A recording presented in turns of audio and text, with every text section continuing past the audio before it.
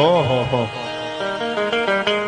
અને અમુક ની હાલ તમે જોજો, ભલે ખીચામાં રૂપિયો ન હોય પણ હાલ્યો આવતો હોય તો બબે નાડામાં ધરતી આમ ધ્રુજારી લેતી આવતી હોય ભાઈ.